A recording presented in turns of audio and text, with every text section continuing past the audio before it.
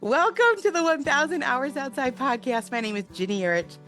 I am the founder of 1000 Hours Outside, and I am grinning from ear to ear because I am so excited that Hannah Maruyama is back with us today. Welcome.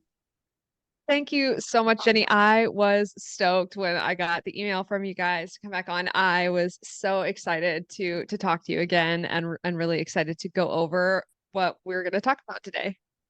So here's the history. In a very, very random conversation from this man named Andrew Pudewa, who is he writes curriculum and he speaks at all these conferences. And his curriculum is called the Institute for Excellence in Writing. He said he knew about you. He'd heard about how you talked about that kids, for the most part, do not have any uh, understanding of what types of jobs are out there, that most of them can only name 8 jobs. And I thought this is the most fascinating thing ever. And so I looked into it and then I was like, I love these people. And will you please come on the show? And at the time, you were in the process of making these incredible workbooks. They're called The Degree Free Way: How to Help Your 16 to 20-year-old Build the Life They Want. So you wrote these with your husband. There's a parent version and a young adult version. And you were in the process of finishing those up.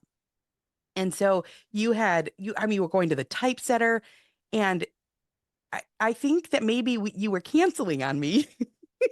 I Or was because we were in the middle of it. We had this typesetter had taken weeks and it was only supposed to take 4 days and we were so stressed out, but we finally got it done.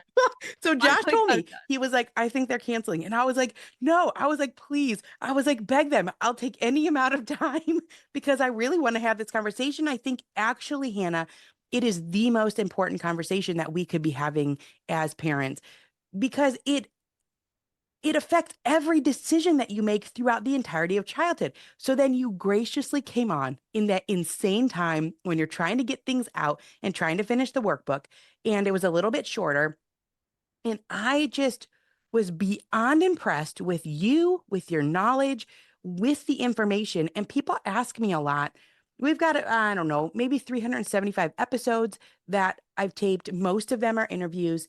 And people ask ones are, and they're good. They're all good. But I'm like, Hannah is so influential because if you don't look from the end backwards, you're going to make all the wrong decisions along the way. And earlier this morning, I talked to a mom who says that what everyone thinks is that the only marking of success is what college you get into, and all else falls by the wayside. So it's starting in preschool, and we're parenting our kids in a way that's, in my mind, heading in the wrong direction because we have no clue about post high school, and the only resources that I have found that are wonderful and walk you through it and walk your kids through it are yours. Wow, what a glowing endorsement. And also what a kind view of me trying to cancel on you because we had to meet with the typesetter right afterwards. I remember that now. Oh my gosh. But I a this is such a huge thing what you're talking about right now with parents are, you're absolutely right, optimizing for the wrong end goal. Because right now, the way that we treat K through 12 education is that the end goal is to go to college. The end goal is not to be educated. The end goal is not to get a career that is actually good for the life that you want to live. And the biggest thing after I talked to you last time, I was thinking about this and I really wanted to talk about this. But the biggest thing is that people have conflated college and education and career and technical trainings, or CTE is what they're calling it in the public schools now. And I think that we have to break these things out so that we can distinguish where the failures are and where you are actually putting your efforts and your educational budget, because that's something that I want to really reframe in people's minds, because the amount of money they're going to spend on this is staggering, and they're not spending it in a way that will make their child educated, and they're not spending it in a way that will help their child have a good career either. And that's the biggest thing is, if American families, it reminds me of healthcare, right? We spend so much and our results are poor. And the same thing is true of I'll put in quotes higher education because I'm actually tired of calling it that. I don't want to call it that anymore. I don't think it deserves that label because it's failing at such a high rate, and all it's doing is turning our number one export as a country into student loan debt. And I don't see that as higher education. I see this as a system that we should no longer grace with that label, and it's something we really need to start to zoom out, especially as parents, and go, is this actually going to fit the needs of my child? If it does, fantastic. If it doesn't, even better. Now you can take all of this educational spend and you can put it towards things that really help your child do what they want to do. And that's the biggest thing. So for some people too, and I think we talked about this last time, but the definition of success, and I just saw Naval Ravikant talking about this with Joe Rogan on the Joe Rogan podcast, and I think this is such an insightful take. But he said the biggest sign of intelligence is getting what you want in life, and that is interesting because that's basically how we define success as well at Degree Free, which is do you get what you want out of life, whatever that is. You want to have 7 cats, you want to have 5 kids and a spouse, right? You want to have a homestead, you want to have a paid off apartment in a small little town that you like. You want to have a small business. You want to have a big business, right? You want to be a brain surgeon. For some people, it is career focused, but for everybody else, we really need to think about what is success to us. And this is one of the questions that I ask young adults in the Launch program. And that is picture yourself, 5 to 7 years from now. And I say, I ask them, where's somewhere that you go out to eat with your family a lot? And then they'll tell me a restaurant because now they're picturing a place that they understand, that they know well, that they can picture the booths and the ambiance and the conversations they've had with their family. And, this could be anything from Chick-fil-A to, a local Mexican restaurant or whatever. And they say, oh, this such and such place. And I'll say, okay, so imagine you met your parents, and your siblings for lunch at this place 5 to 7 years from where you're at now. And I said, you guys have a great lunch, you catch up, and then you pay for lunch because that makes them feel good. And then I say, all right, and you go out, you get in your car and you close the door. And as you close the door, you just take a breath and you go, wow, I'm really happy with where my life is going. I'm really content with that. You don't have everything you want yet, but you are very happy with the direction your life is going. And I ask them, what do they have at that point? Where are they that makes them feel that? Because that's the direction they need to go. What are some things that the kids will say? Almost all of them say the same thing. They all Oh, say they all say a stable job. Most of them say, I would say that 85% of them say a significant other. And then also a lot of them will say being close to their family. wow. Wow, Yep. Hannah. So it's That's almost really always the same thing. powerful. Yeah. When you talk about the educational spend, which I think is such an important concept because we're talking about money, and you brought this up in the last one, we're talking about time. We're talking about time. So if you're talking about educational spend, well, you can think about that from preschool to 12th grade. That's a lot of spend. That's a lot of time. We're spending our life, we're spending our childhood. And where are we headed? Does it matter? Because our kids have not taken a test. And I believe that they are going to be wildly successful. Our oldest is 16 and our next is 14, never taken one test. Our educational spend looks different throughout the entirety of childhood. And I firmly believe that our kids are going to be successful in life, a whole part due to your workbooks. These are the answer for me, Hannah. I am not kidding. This is the answer I needed. This Degree Free Way workbook. It is the best money you'll ever spend in your life. How to help your 16 to 20-year-old build the life they want. You want to buy it now when they're like 10 or 8 or 12, because this is going to give you some perspective onto how to prepare them. We're talking about educational spend. You said, okay, first of all, college, it costs X amount of dollars, but they only advertise it as 4 years. But also there's opportunity cost. You think about, and this is so key. So absolutely, the NCES average is $104,000 for a bachelor's degree that takes 4 years. But most college graduates don't graduate in 4 years. Most graduate in 5.5, at which point the cost increases to $156,000. Total lifetime estimate tuition, loss, wages, and interest is estimated to be over $500,000. It is quite a lot of money. And there even if you were to accept the $1 million earnings myth, which is the one where they say if you buy a college degree, any degree, you'll make over $1 million more in your lifetime, which is just patently not true. But let's even say that you do. Now you only have a $500,000 premium over your peers. And I'm sorry, but your earnings, you're earning $500,000 more is not an oppressive amount of money amortized over your entire life when you won't catch up to the net worth of someone who just started working a minimum wage job when they were 18. You cannot beat compound interest. You cannot, especially with the debt. And that's what so many people are just not, it's just not clicking. It's just not, they're not understanding that you can't out earn, even if your earnings are higher, but you're in the red, it doesn't matter. And so this is why they say earnings, like it increases your earnings. It's like, that's great. But if you're still 65 and in debt, you're not secure, right? You're going to have to keep working until you're 80. And so it's not really a good measurement of success, which is why, like you said, the measurement of success matters so much. But train of thought. I'm So, so so the whole thing is when you're thinking about educational spend, you have to think about educational spend. Nobody talks about it. Nobody talks about what are we giving up. Nobody talks about the childhoods that we're flushing down the toilet when we don't have to necessarily do that. And I just think that's why this is the most important conversation because if you are a parent and you are structuring childhood based off of this false premise that the only way to go is a college degree, and I love how you say buy a college degree, you don't even say earn, you say buy, and I feel like that is very thought provoking. It's very thought provoking, and you provide another way. And you say, look, and also you say, look, if you do want to be a neurosurgeon, yes, you're going to get the college degree. It's not like you you have to. discount that. You have to, but that there are so many other paths that you can take, and you help the kid and the parent. I have to say, like for the parent. So one of the things you talk about, you open up this workbook. I love the way that it's laid out. It's a workbook. So you're going to work through all these exercises together. You give a fun idea of like go. I would go away with my 16-year-old for the weekend. Like if we had a little weekend and you say you can do Friday night, Saturday, Sunday, these are the put it in this way, what a fun thing you could do. So it's a workbook, but then you also have stories. And the story you start off with is about graduation panic. And kids feel graduation panic. I did, but so do parents. Parents feel graduation panic because you don't know what to do. And so you talked about this would be your sister-in-law. She was panicking, staring down the barrel of a $30,000 per year college degree purchase.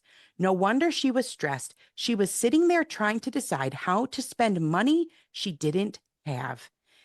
She The only advice she'd been given by her teachers, school counselors, and even family was to go to college. She had no idea what to do, but everyone told her, go to college. That's how you'll get a good job.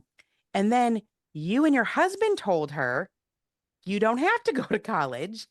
And she said, no one has ever told me that. What do we do about the That panic? What do we do about the panic? So the biggest thing is as a parent being okay with whatever their definition of success is. And this is so hard for people. It's so hard for people to just let go of, I need them to do something that will make my family members approve because I know that pressure is really hard, or friends, and you don't want them to look down on your child and as an extension look down on you, right? Your child, the purchases you make, your educational purchases that you make for your child reflect on you because all of our purchases reflect on who we are as people. They tell people other things about us. And we make those purchases for very deep psychological reasons to heal very deep psychological wounds and needs of approval that we have from other people. And the biggest thing is that as parents, you have to be okay with the fact that what they want to do may not line up exactly with what you think they should do to be successful because one, the world is completely different. Two, the job market is completely different. Three, technology is completely different. And four, them being successful is them getting what they want. It is not their life looking like the type of success that you want other people to see. And I know that's hard. I know that's hard. I can only imagine having a child that age and feeling that type of pressure because I've never felt it, right? But at the same time, the cost of doing so, if the loans were bankruptcy exempt, this would not be as big of a deal, but this is one-way debt. There is literally no way out of it. I just talked about on our podcast, we did an episode on the Higher Education Act and how the government has progressively made it more difficult to get student loans put into bankruptcy on purpose. And the reason they've done that is because it's so profitable. And so if you can make sure, KKR just bought a bundle of student loans from Discover, and they paid, I believe it was $800 million over market value because they know that they can hunt these kids to the end of the earth because they have to pay. They'll garnish their wages, they'll take things from them. There is literally no escape hatch. There's no way out. And so the biggest thing that parents need to understand is this is such a permanent decision. And so what I want to do is de-risk it for your audience. Your child, their brain will be fully formed at 25 years old. Prefrontal cortex, fully formed, adult, right?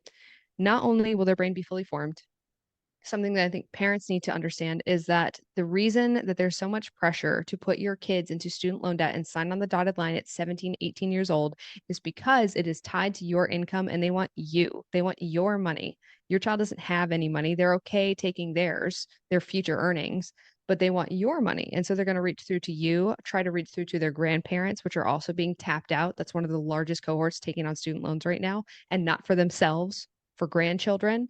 Yeah, we're wiping out generational wealth because there's going to be no money left to send these people to get home health care for these people when they get sick. It's really bad. This is going to put our country in a really bad position. But to de-risk it, your child does not have to go at 17 or 18 years old. They do not have to do that because at 25, their brain will be fully formed. And all of a sudden, the FAFSA, when they fill it out, will not be tied to your income. It will be tied to their income, and the cost of college will shoot through the floor. Also, only 25% of college graduates actually end up working in their field of study at all.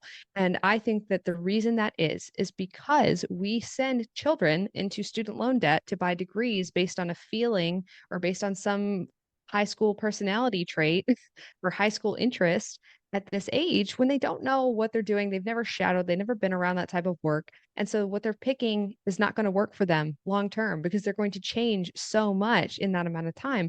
And I believe that the responsible thing to do would be to not allow anyone to buy college degrees unless they have cash to do so until they're 25. No one should be allowed to take out student loans until they're 25 years old. And it's only dependent on their income because if they're not earning high, the cost will be low or free, right? We subsidize that. We subsidize that. And so there is no reason why you as a parent should be feeling like you have to push your child into this purchase at 17 or 18. And the way to flip this is to realize that those people that are doing that, most of them are their child is not going to be successful. Their child is going to fail because you have stacked the financial deck against them, because you have put them in a literally impossible situation where interest and the market have aligned against them, and it is going to make it difficult for them to get work. It is going to make it extremely difficult for them to actually pay off their loan debt. I had a young man on my podcast. He's my age now. His name is Bradley. He's 30. And he told this story. I could just cry thinking about it now. But he's from New Jersey, and he has an Italian family. And his nana grew up making pastries, making cooking for her family, and so he loved that, and he loved it, and that was how he felt love growing up. And he wanted to become a pastry chef. And so, out of high school, public high school, his parents were not super financially literate. And like most of us aren't, to be perfectly honest, with the complex financial system we live in. And he said that at 17 years old, he took out these loans when he was 17. The high school counselor told him, go to the Culinary Institute of America, CIA. It's a private culinary school. It will guarantee you a job. And then on the website, still to this day, it says that you will immediately make more money. You will make a premium as a result of buying this degree, which is fraudulent. It's a fraudulent claim that they're making. And then he proceeds to go at 17. He actually does graduate in 4 years, which really just goes to show it wasn't that he slacked off. He was very studious. He finished in 4 years, even though the system is not designed for you to finish in 4 years. And then he said that a week before graduation, they called him into the bursar's office and they said, oh, by the way, your monthly payment is going to be, I believe he said $900 for his student loans that was going to kick in immediately after he graduated. Immediately. You're And then he imprisoned. said You're imprisoned by that. he was in a cage. He was in a cage. He's still in it. He said At he sat at 30, at graduation. 30, he's still in it. 13 years later, 12, wow, after making that decision. He he sat at graduation, he said, and he said, I was graduating and I felt like my life was over. He said he thought about killing himself because it would have been easier than paying off the debt he was in. And it was just so heartbreaking because the worst thing that I asked him, well, because he got a job as a pastry chef, but he was only making 11 to $15 an hour. And he moved to New York City to try to get an entry-level pastry chef job, which is what you do. That's how you work your way up in kitchens. I worked in kitchens a lot when I was younger. And he did the things he was supposed to do. Right. He did exactly what you're supposed to do. But the thing is, no one told him he should have just moved to New York and gotten an entry level job because he could have. He could have made it happen if he had just gone to New York and gotten entry level work making $12 to $15 an hour. He couldn't do it on that amount of money, making $900, making a $900 student loan payment that's increased every single time he paid. Because every single time he paid it, the price, the interest made the payment increase. Every time he paid it off, more, more, more. These people are buried under an avalanche. And the saddest thing that happened of that conversation was I asked him, I said, Bradley, do you still love that? Because the reason you went into it was because of your grandmother. And he said, no, like I hate it now. It took all the joy out of it for me and it made me very bitter and I hate it now. Like I hate doing that. And that's so sad because he could have pursued his passion if he had not bought a college degree. He could have. And so not only is it robbing kids of their ability to pursue their passion, if whatever their high school passion is real, it's also just boxing them in. So you realize he has no options. He has no choices now. He can't even do the thing he wants to do because he has to go do something in order to earn as much as he can to pay off his student loan debt. And in the podcast, he talks about some things that he felt like he was forced to do in order to pay his loans off. And it's not pretty. And he's not alone. And that's something that I feel like parents need to understand how serious it is because there is no way out of it. There's no way out of it. The only way is to pay it off. And if your child is going to buy a degree to get into something that is low paying, they are making it so that they will have less options later. And I am also I'm tired of pretending that starting your life off in that amount of debt is not going to affect you buying a home and having children and getting married because it does.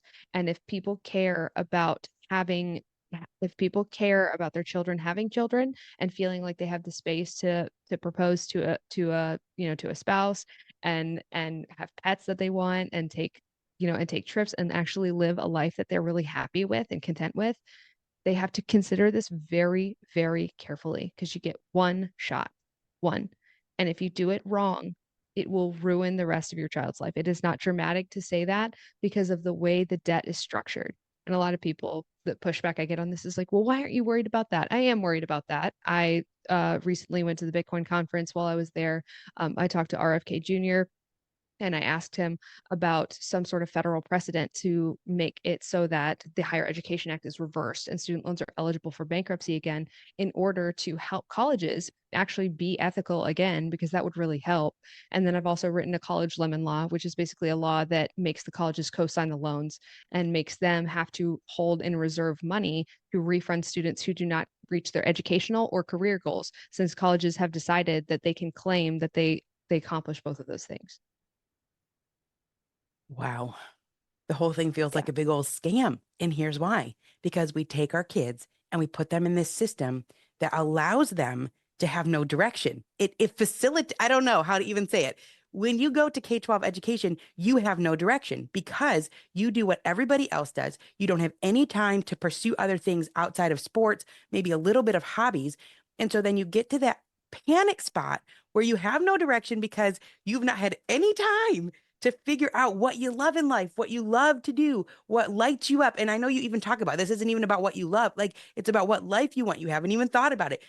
So, and then they take these kids who have no life experience, who don't understand budgets and how the world works and how much it costs, and they're panicked and they're scared. And we sell them this one option without saying, hey, there's all sorts of other things out there. So, what you do in this workbook is you do a step by step when you're panicked and you don't know which direction to go. And you talked about the sister-in-law. She didn't know what direction to go and she had no idea how to find her direction, right? So it's like this captive audience of panicked parents and panicked kids who then sell them this thing that they're going to be, it's going to be a heavy weight on them, possibly for the rest of their life. And you say, no, no, no, no, here's the other way. It doesn't start with your passions. It doesn't start with some unclear thought about what you want to do. You want to pet a penguin. You want to, whatever. You always say, what do you want to do? You want to hold a sloth? I don't know. You have all of these different things. You're like, no, you have to start with the life that you want to live. And that may not involve going to college. You talk about it's not our job to tell you not to go to college, but our job is to give you the option to choose the most efficient path to reach your goals. Okay, so then let's talk about it. What percentage of jobs actually require the college degree? 7.7% of all US jobs require a college degree legally to get. I've also rounded up because there are jobs that I put in that category that I would say sometimes people don't. So a good example of that is librarians. Librarians are one that usually it will require a degree in library science.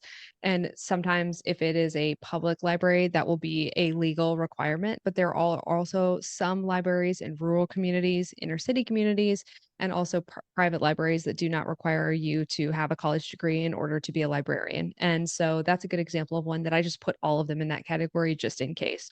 So the 7.7% estimate is conservative. That means that I overestimated how many actually require degrees. This is really reflected, and you can see where this is really reflected because the numbers that are coming out of actual job sites are telling you that this is true. On ZipRecruiter, only 14.5% of all the jobs on there even mention a college degree. That means even say preferred. On Indeed, it's less than 20% and shrinking. And this has been going on since 2014. If people look up the Burning Glass Institute, they have been studying the trend of down credentialing in the US since 2014. Basically, what happened was after the 2008 recession, what a bunch of companies did was they added on degree requirements to thin the amount of applicants that they were getting. Because also and there's a lot here, but they did that to thin the amount of applicants. But by 2014, that was already backfiring. It was already causing problems. And so they started dropping requirements then. It's been going steadily declining since then. So people think that this is a COVID thing. People think this is recent. It's not. It's been going on for a long time. And also quietly, companies were hiring people who were degree free the entire time if they fit the job. And that's why so many people, it's almost like a self-fulfilling prophecy. So many people will say, oh, well, all these jobs say they require a degree and I don't have one, so I don't apply. I'm like, well, that's why you don't have the job. Right. And so if you let that stop you and you screen yourself out, you can't have that job if you don't apply for it. And so that's one of the biggest things is people just need to apply. They just ignore it. You should just flat out ignore it unless it's legally required. The criteria for legally required is someone would get sued if you got that job and did it without a degree. Like Leonardo DiCaprio in Catch Me If You Can, where he's the doctor and he's not a doctor. He does not have a medical license. That is an example of a legal degree requirement that requires you have to have a degree in order to get a license to practice medicine. Someone would get sued if you did that without a degree. So one of the huge things here is that no one has any idea what the jobs are. They don't know. So this is where we started. This is where I heard about you when Andrew Pudawa said most kids can only name 8 jobs. It's like teacher, police officer, and you even said, you have these conversations. You have these conversations and you sit there and wait. She talked through the few job options she knew: teacher, psychologist, nurse, doctor. I'm not sure of any other ones. She's like, oh, I'll wait. Can you think of anything else? Then it's like, okay, veterinarian, you know, marine biologist. That's it. And so then you're so limited. That's so scary if you think that's all there is out there. And actually, the ones probably that kids think about often maybe might require a degree legally, like a lawyer or I guess a teacher for the most part. So talk to us about that. Why? How is it that K-12 education is supposed to prepare kids for life?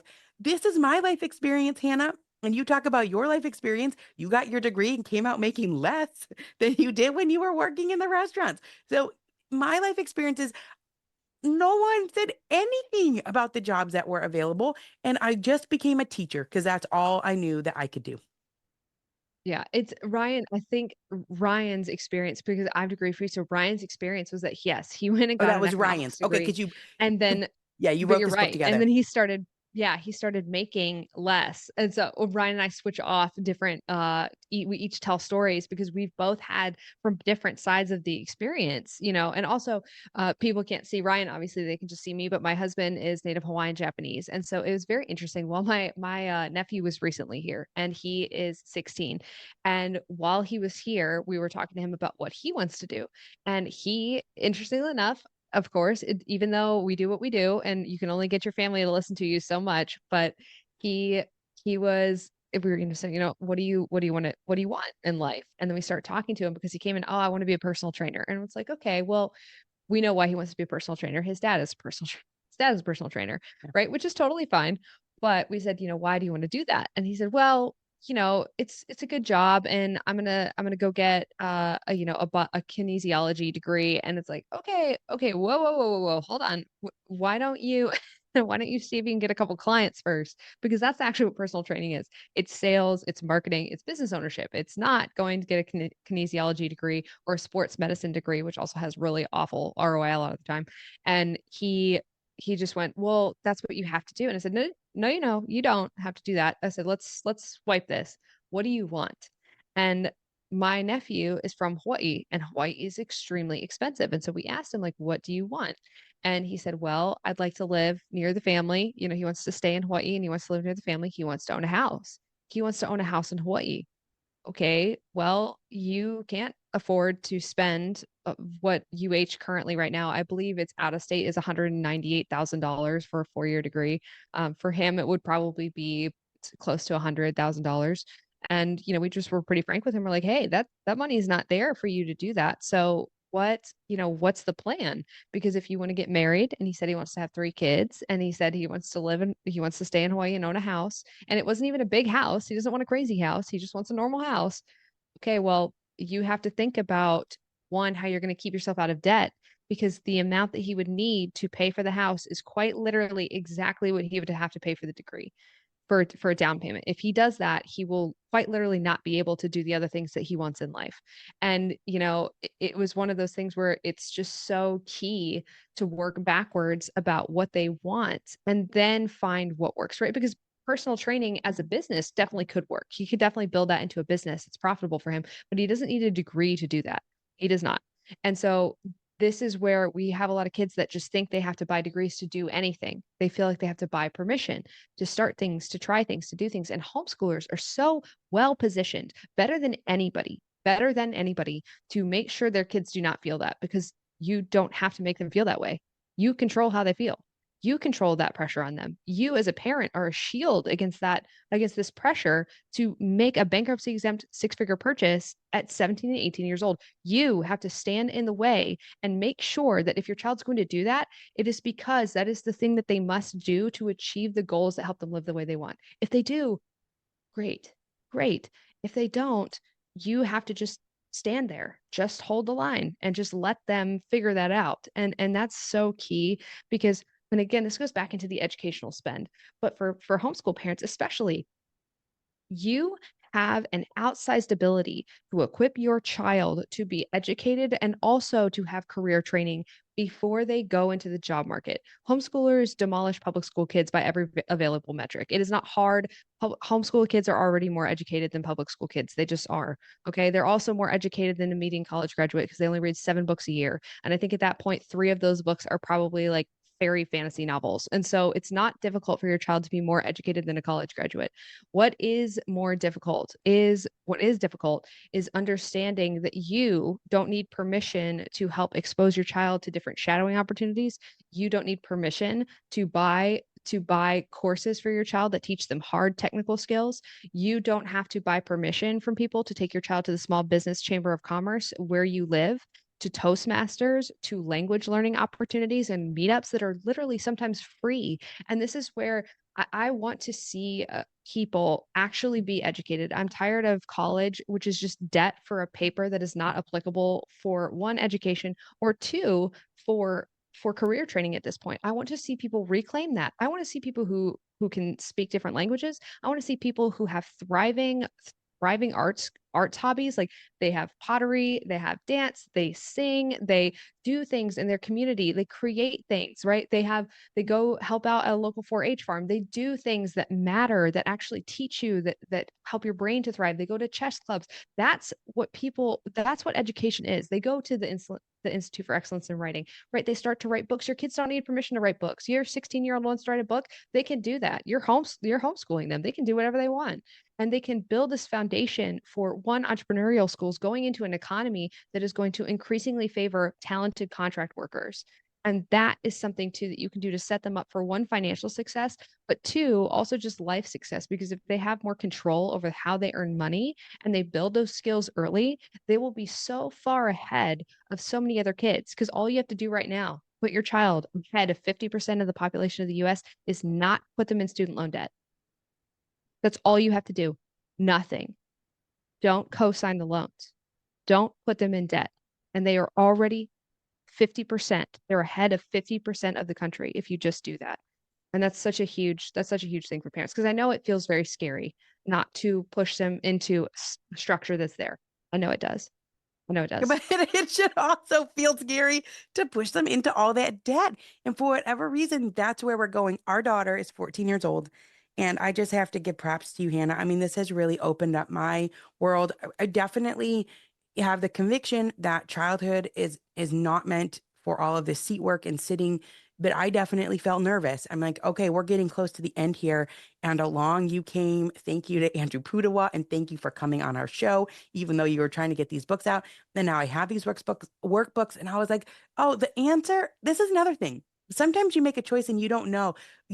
You make the choice that you believe is so true without knowing the end, and the answers come along the way. And you and Ryan are an answer for me in this season of life. Like, this is exactly what I needed at this exact time. Our daughter's 14 years old. She wants to be a personal trainer. She just finished up last week, National Academy of Sports Medicine. She took a class, less than $1,000. In November, she's taking her test to be certified. I called the instructor. I said, she's 14. They said she can take it. She's old enough. It's no problem. So in a month, her very first test is going to be that. And even if she doesn't pass and she does it again when she's 18, when she's like, and she's already done it. It was so cool, Hannah. I cannot tell you. She's walking around the house. She's got the class every Tuesday, Thursday on Zoom. She's walking around the house with her computer and she's hitting unmute and answering the questions. And I mean, it was all older people. She was the Yeah. youngest they ever had. She's coming up with different workout every single day. She's like, I want to try this workout. I'm making these different plans. Even if she had to do it again, and this was just a learning opportunity for her as a ninth grader, it will be less than $2,000 total. Yep. Yep. Yep. Yes. And Yes. that's all she needed. Educational spend. Yeah, less than, Educational and spend. she's loved it. That's another thing. It's not been like, I mean, some people would hate it, but she knows every piece of the anatomy. I mean, she can tell you the fibula, and I'm like, I don't even know what you're talking about. And she's like, the scapula, this, I don't know. She loves it. And she bought a website, what does she call it? Headband Gym, because she always wears a headband. It costs a penny, to buy a website, right? She's Yeah. got her website. And I just thought, what a different path. What a different path. So you talk about thinking creatively about future work. I want to talk through this workbook. Okay, first of Sure. all, people are going to find it at degreefree.com. Yes. Yes. Degreefree.co/book. Yes. Okay, degreefree.co/degree-book. And every parent is going to go buy this right now because you have to buy it. If you have a 2-year-old, go buy the book. I think because this is it. This informs why you do everything that you do. You have to consider the end in mind. So everyone listening, go buy the workbook. You buy one for you, and there was a deal when I got it. If you got several kids, everyone gets the workbook. It's actually super fun. We were like doing some of them over dinner, Hannah, where it was like, think of a product. What are all the jobs that would go into this roll of paper towel? And everybody, I mean, even Yes. that, it was fun, right? Okay, so there's 6 sections of the workbook: job limit inventory, understanding the limits of your job awareness. You only can think of 8 things. That's where most of us are at. How do you have vocational creativity? How do you discover jobs that you didn't know existed? You go through needs versus wants, what you want from your future work. You even have a whole thing about budget. Hannah, I mean, this is incredible. This is what no one is getting. You go through all of the budget things, like you have to think about how much everything is going to cost. I have so many notes I can't even find it. It was so good. You, we are just blindly spending our time. You talk about we're blindly spending our high school trying to gain all these college credits. Oh, you talked about this. Was this you or Mhm. Ryan? I AP think that was classes. Ryan because he did Actually, it. yeah, I took he AB classes too in high school, but with no goal. It was just no because. goal. Graduated a semester early, went to college. Why? Why would you want to graduate a semester early? What a bummer. You missed out on all that last semester. That's stupid. Don't do that. What an awful, I mean, but we're Well, pushed into this. Okay, so you we also just have in here, I know I'm talking too much. I'm no, no, I'm no, not at fired all. up. I just want to let people know that you have the whole budget in here and you go through every single thing of what it might cost. You have to think that through.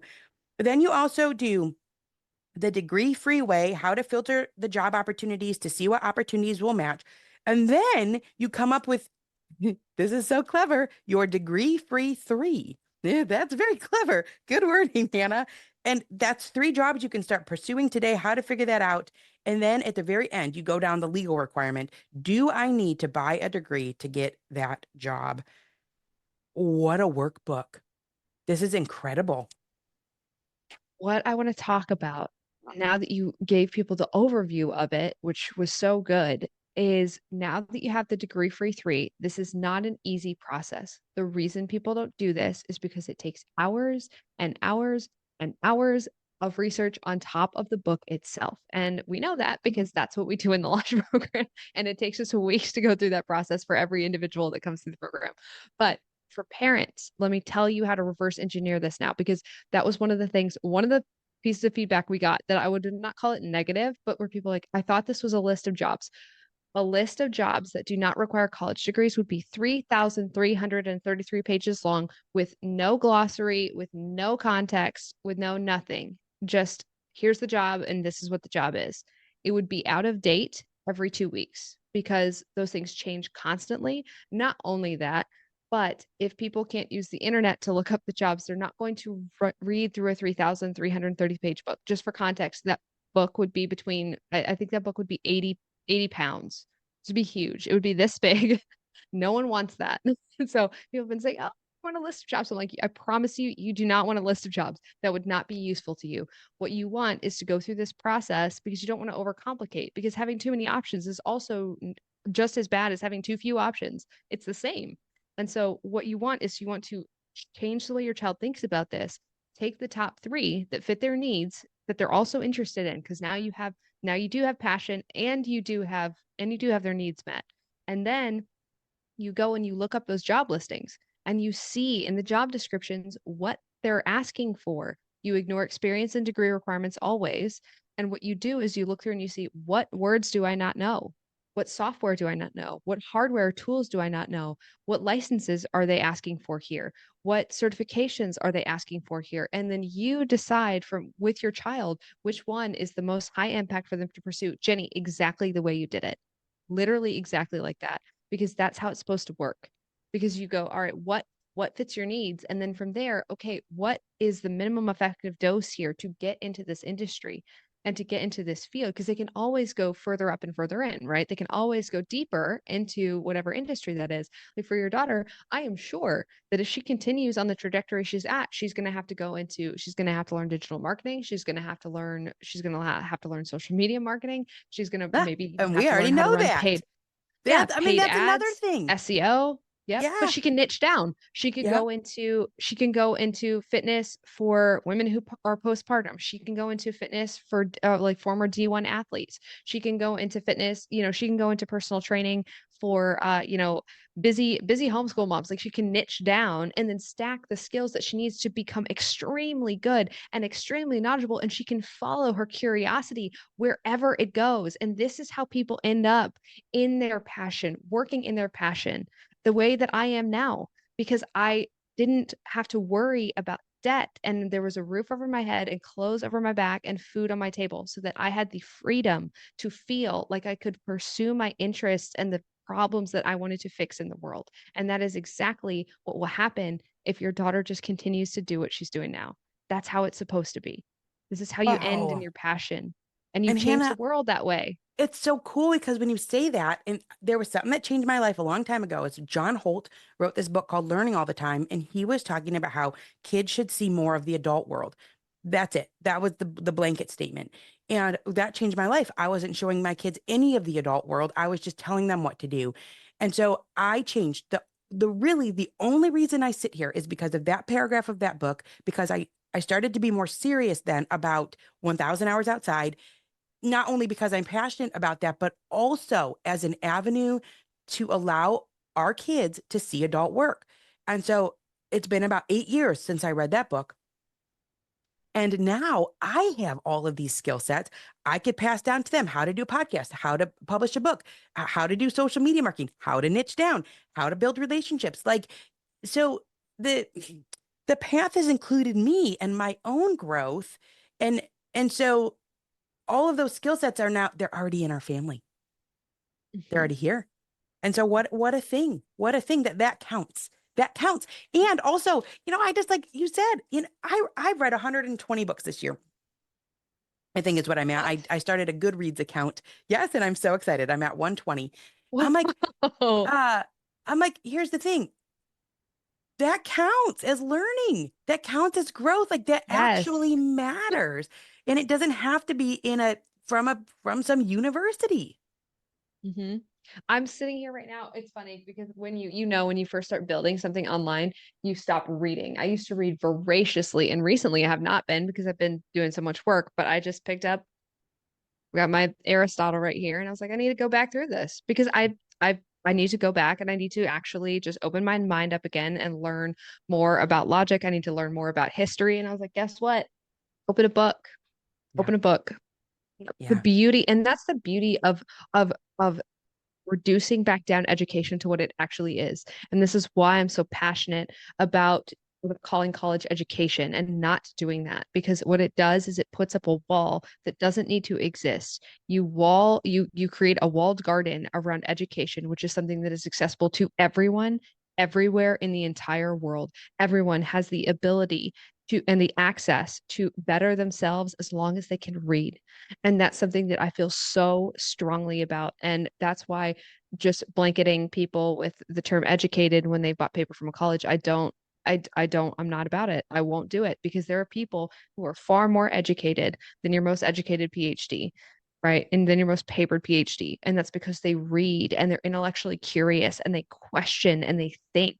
And everyone has the ability to do that. And that's why I think that once we stop locking these things up from our society and telling them they can't do that, they can't do these things, they're not allowed to, they're not these things if they don't buy, our society gets much better. It improves drastically. And that, in combination with the fact that when people feel empowered to educate themselves, they will. Not only that, but what I see when kids start, and I think homeschooled kids are going to build the future because they have the ability to work on things that matter earlier.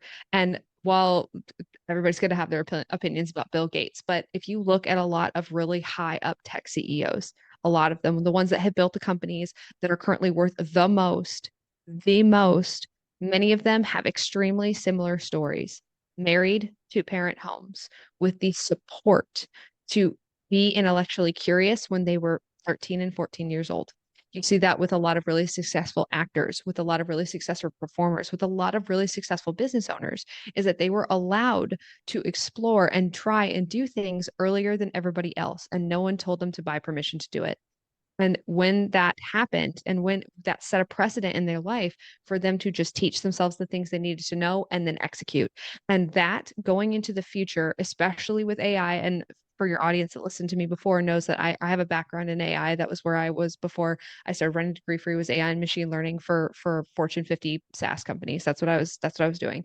And so people that are afraid of AI, I know a lot of parents are afraid of AI.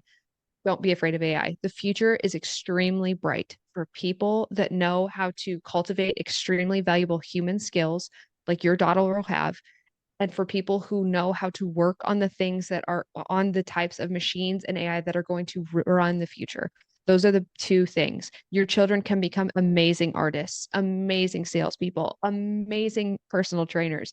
There is the potential for them to do that. They have to start now so they can be better than other people, because ones that are mediocre or not very good are not going to be able to get to that level. But your children, if you start them early and you allow them the space and you equip them with the correct tools to teach themselves, it is amazing what they will do. Amazing. They will blow past all of us. They're going to be so far ahead of where we were because of the age that they're growing up in. There is so much hope. There is so much beauty in the future. And that's something that I think really lacks right now. And the way that we shovel kids into college is we do it with fear. We do it with fear, and not because they want to do it, but we do it because we make them feel like they must, not because it's actually something they want to do. And you, as parents, can keep it from happening. I want to make a Smokey the Bear t-shirt that says, only you can prevent unforgivable student debt. But that's kind of how I feel. Wow. Wow. Jerry Kaplan is a professor at Stanford. He wrote a book called Generative Artificial Intelligence, what Buddy Needs to Know. And he said the future of work involves more humanity, not less. People are sick of being on their screens. So if you can have good social skills, if you can have good hobbies, if you can, he talked about like, can you grow prized orchids, and can you knit cat sweaters? And like, this is it. People want hands on. They want their hands on stuff.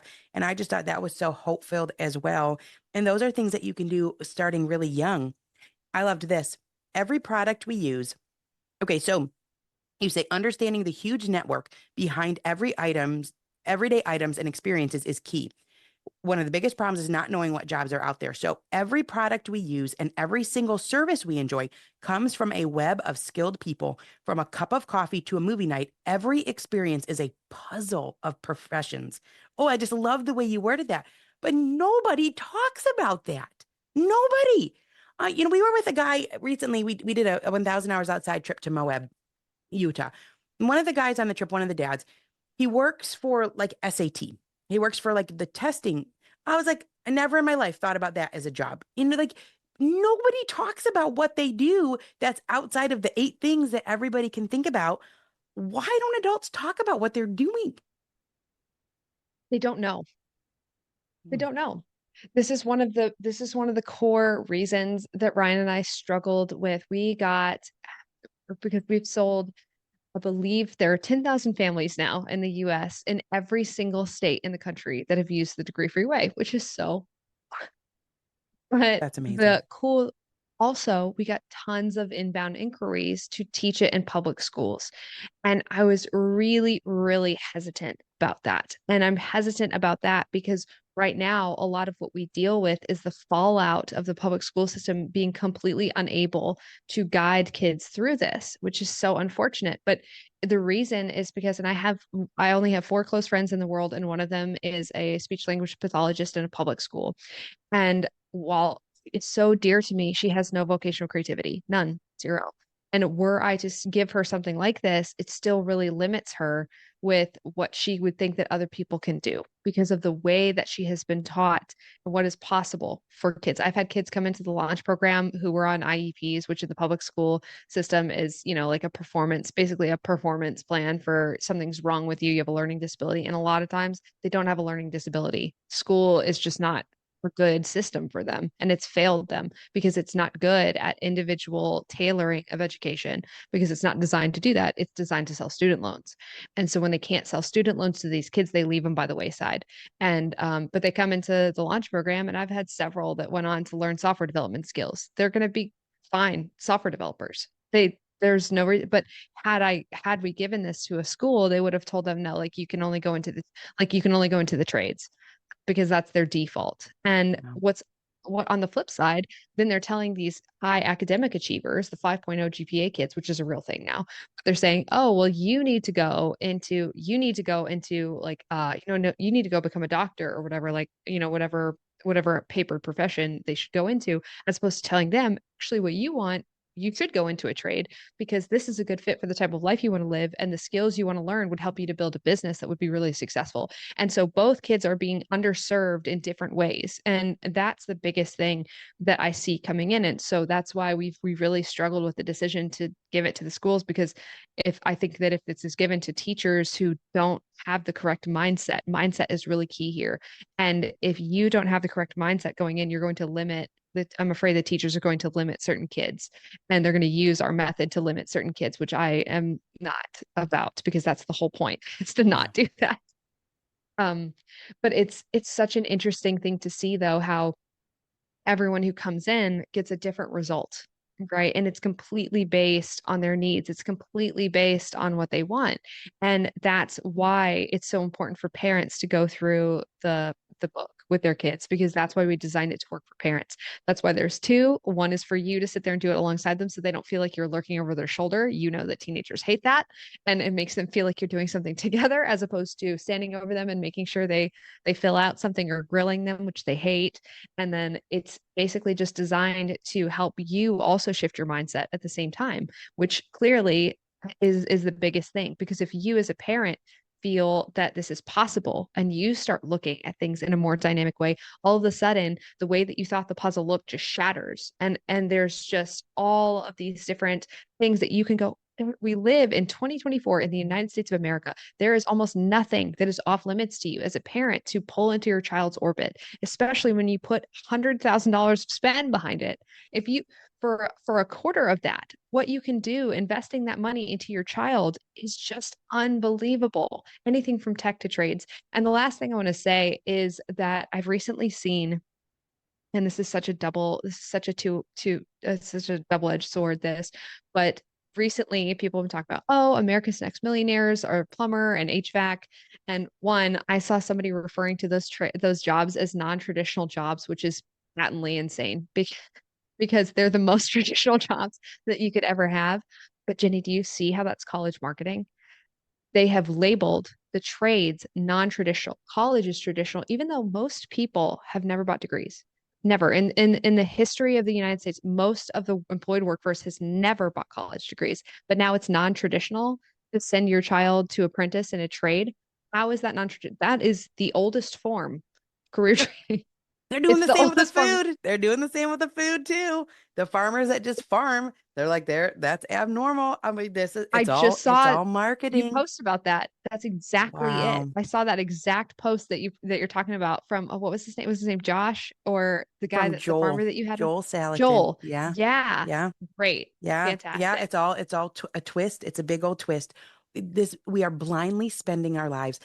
I would say, we probably have thousands of books in our home, that the most important book, certainly the most important workbook, the most important book is this, because we should not and cannot blindly spend childhood for some stupid reason. And if we're blindly spending childhood and then setting our kids up for these awful consequences that they are going to carry. And I have friends too. I'm going to be a dentist. Then they come out, they got $200,000 of debt, but they just want to be a mom and they cannot because they have a $2,200 a month payment and they have to work. They have to work. We are imprisoning our kids with these decisions. And Hannah, your podcast, it's like as a parent, you make these choices that feel so scary at the time. You're like, you got your shaky knees and you're like, I think that my kids are going to be fine if they play. I believe it. I've read all these things. But when you get to the end and you're like, I still feel a little shaky. And then along comes your answer. Along it comes. And yours is the answer, Hannah. I think there is nothing more important than this. Every single family listening to this podcast, every single family that comes across what you're doing, every single family should just know about it. You have to know how to help your child launch in a way that's going to give them a fulfilling life. And in doing so, I think it gives you more freedom in how you structure their childhood. The book is The Degree-Free Way: How to Help Your 16 to 20-year-old Build the Life They Want. You can also do the launch program with Hannah and Ryan. Over 10,000 across the country have done this. And what an amazing investment into your child's future, into your grandchildren's future.